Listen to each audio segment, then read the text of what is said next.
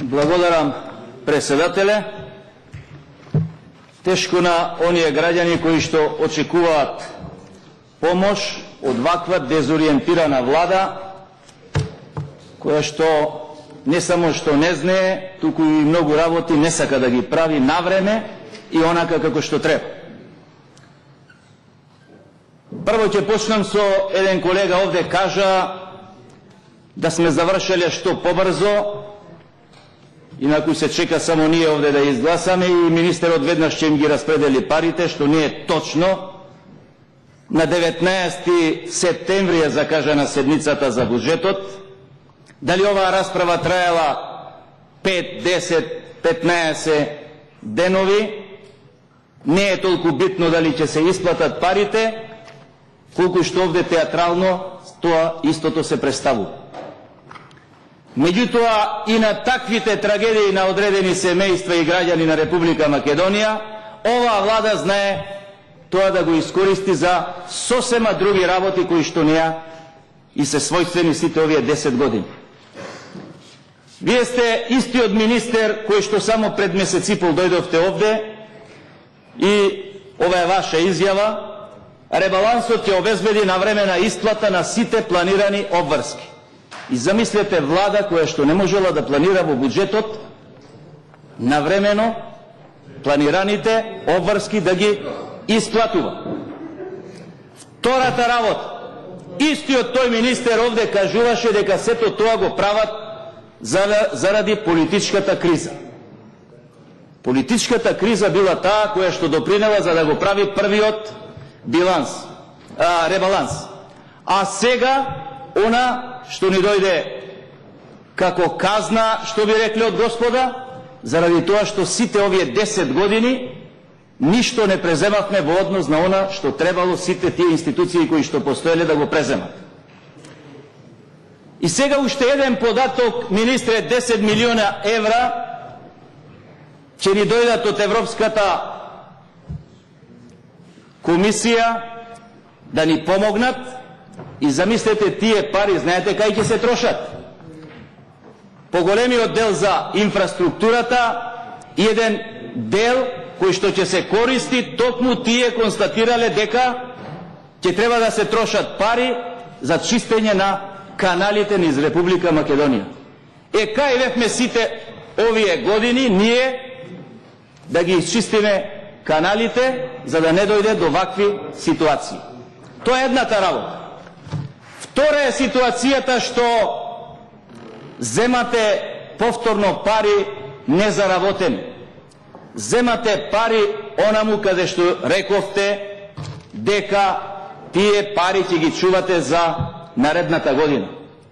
Од тие пари сега се навраќате како алкохоличар кој што ставал црти на шишето ракија и секогаш подпивнува помалку и цртата ја става се подолу, додека не ја испие целата таа ракија. Кажете ми некоја држава и во нашето соседство и во светот, која што после криза, после ваква елементарна криза која што не задеси, веднаш се фаќаат да прават ребаланс и наместо да кратат онаму каде што има забегани проекти кои што нон-стоп овде ги кажуваме, најлесното нешто е, да, таму имаме мало резервиче од она што треба да го ставиме за наредната година, дај од тоа ќе почнеме и ќе трошиме. Она што вие сакате да го направите, 36 милиона евра се, колеги. Дај Боже 30 да стигнат во рацете на оние кои што стварно им треба таа надокнада на штетите кои што настанат. Меѓутоа, 36 милиона од темел се градат 1100 нови домаќинства по 120 квадрати во Република Македонија. Вие треба да им ги поправите пред да дојде зимата и начинот на кој што ова го правите сега со ребаланс на буџетот да се пролонгира, купи ден помини, можевте да го направивте на повеќе начин. Арно, ама и таму кај што требаше да чувате во една постојана резерва за вакви работи, вие и тамо немате пари. 3% колегите пена им фати устата да ни докажат дека до сега било 3% од буџетот на Република Македонија, и сега зошто ќе било 5%, зошто сме се бунеле. Па дали ги имате тие 3% кои што колегата кажа дека се 86 милиони евра? Па од тие 86 милиони евра, ако сакате, веднаш ќе можете да стапите на терен и сето тоа да го реализирате доколку сакате да направите онака како што доликува на една нормална држава. Имаме и земјотрес имаше во Италија. Ребаланс правеа таму. Или од секаде она што го имале како резерви го усмеруваат на тие подрачки. Изгора на се, од земјотрес почнало обвинителството да бара одговорност. Побара ли некој овде во Република Македонија одговорност од оние кои што требало да си ги работаат работите, за кои што секојдневно земаат плата? Центар за управување со криза. Што прави 365 дена? Ајде 5 дена беа таму кај што беше кризата. Останатите денови што прават? Разни други институции кои што треба да се грижат за ваквите работи. Многу е лесно да кажете и дека сте потрошиле 700.000 евра за чистење на канали, каналите да не се изчистени, а парите да бидат потрошени. И вие на народот не му кажувате што сте изработили и колку тоа кошта, него колку сте потрошили од буџетот за такви и такви намени. За трошење многу е лесно. И овде повторно дојдовте, пак ќе кажам, по она народната, бидејќи секојдневно треба да ги гледаме работите кои што ни се случуваат. Овде побаравте и вие, како министер, што побрзо да заминела, без, ако може без дискусија, да се изгласа, да бидеме сите за, буквално сентиментално, да ги употребите сите сентиментални чувства, за да го добиете ова што значи зголемување на долгот на Република Македонија, зголемување на дефицитот на буџетот, за да некои идни генерации не можат крај со крај, па нив да ги фати криза, и тоа финансиска криза, која што не знам кој тогај ќе прави и ребаланси, и од каде тогај ќе префрламе средства. Сте виделе вие човек кој е коцкари, кој што излегува од казино и ви бара за помош 100 евра да му дадете? Он ќе ви каже дека супругата му е болна, дека децата немаат леп да јадат, и вие ќе му дадете од сентиментално чувство 100 евра, и тој повторно ќе се врати назад.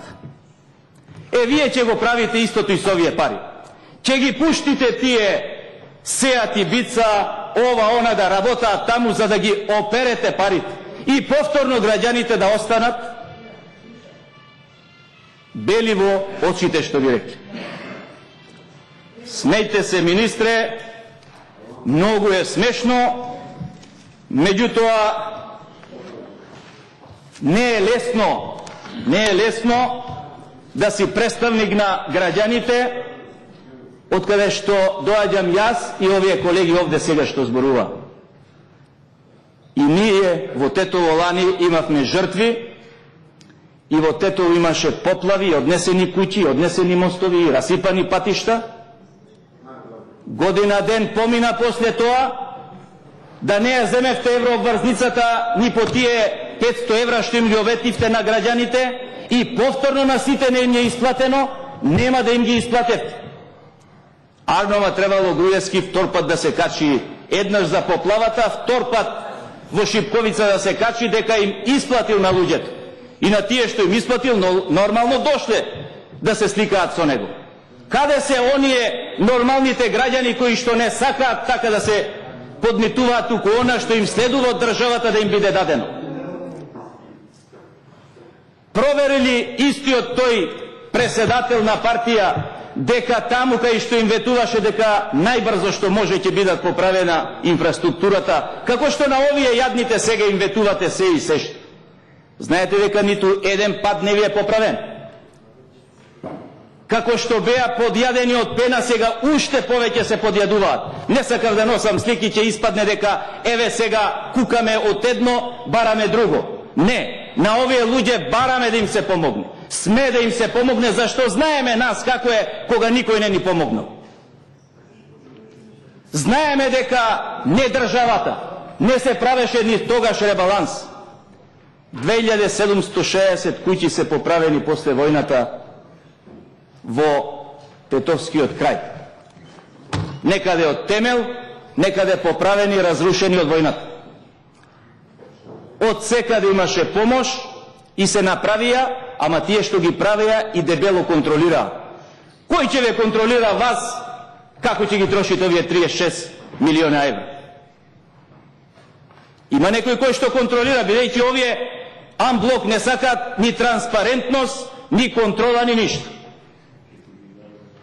Долго време овде се бара да направите список кои се и приоритетите кои што треба да се финансираат, кои се луѓето на кои што треба да им се помогне и колку пари е потребно сето тоа да се заврши. Али по реални цени, по цени кои што важат овде во Република Македонија, а не по цени од некои други држави и да одат парите во неповрат.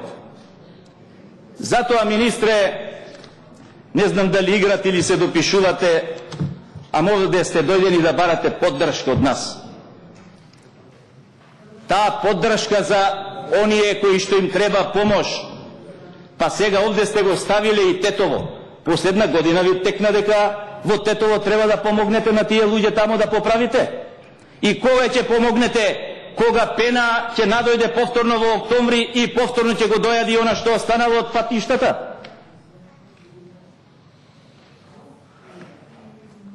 Или ќе им ги доисплатите на оние 20% по тие 500 евра кои што сте им ги ветиле?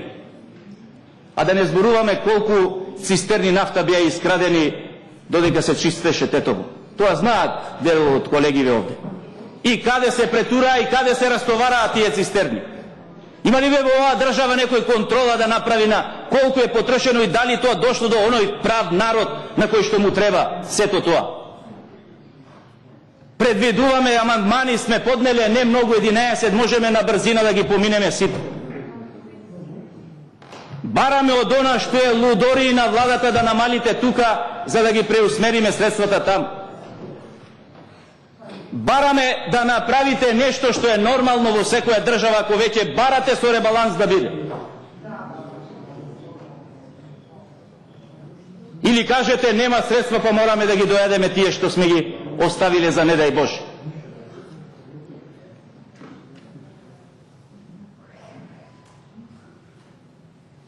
Не е лесно да се лаже. Не е лесно. Не е лесно. Треба овој парламент да се прелаже дека овие пари треба да ги земеме од она што е оставено како кредити и заеми. И колку се тие средствата кои што се предвидени, бидејќи за сето ова од каде ви дојде сумата од 36 милиони евра? Колку направивте проценка? Излегува ли комисиите да направат проценка на штетите? Излегува колку тоа куќите се уништени, колку тоа инвентар е уништено и ред други работи. Вие сега, наместо од делот од инвентарот кој што овде бараме со амандмани да се намали за потребите на владата, која што сигурно има инвентар, некаде ја обавува својата дејност. Дел од тие средства за инвентар да ги употребите за инвентар во оние куќи каде што им е уништен намештањето. Дел од средствата што сте ги предвиделе за некаде да правите некакви тркала или рајски градини, да ги усмерите за намените во тоа место там. Дел од оние што овде здушно се борат за да можат да ги реновираат зградине со барокна фасада, пратете ги тие истите луѓе што се тука, и Коце Трајановски и владата, пратете ги таму, нека земат за 2 недели, сето тоа ќе биде поправено и направено. А фасадата може да чека до година, па ќе го ставите тоа истото или во буџетот на град Скопје, или ќе го ставите во овој централен буџет, ако мислите од тука повторно истото да го правите. Ама не дај Боже повторно вие да го правите. Срамота е на сентиментални чувства да се лаже за да може да се краде. Тоа е лоша работа која што ни се протежира сите овие 10 години. Она што денес овде го имаме,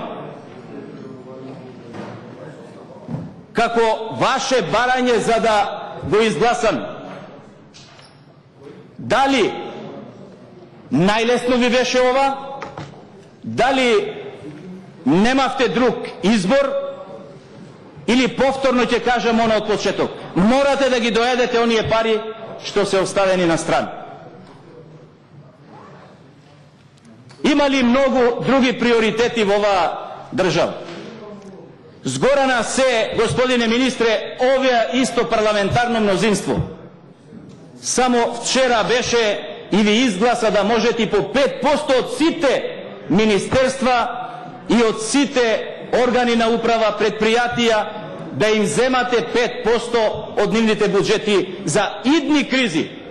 Со која намера го правевте за идни кризи? Не можевте да го направите веднаш како што е законски постапување во рок од 8 дена да може да се употребат за секаде.